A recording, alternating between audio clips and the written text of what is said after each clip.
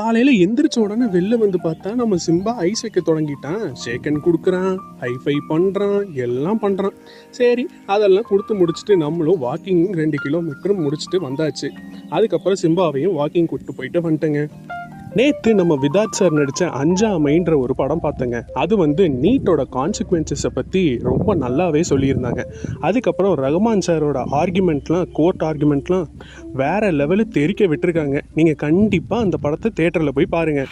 இந்த படத்தில் ஒரு 12th ஸ்டாண்டர்ட் பையன் அவன் வந்துட்டு பயங்கர கன்சிஸ்டண்ட்டாக ஒர்க் பண்ணுவாங்க.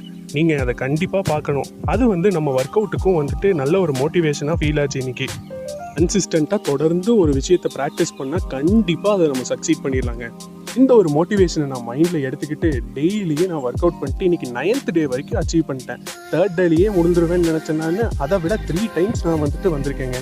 கண்டிப்பாக நீங்களும் ட்ரை பண்ணுங்கள். நாளைக்கு வீடியோவில் உங்களை சந்திக்கிறேன்.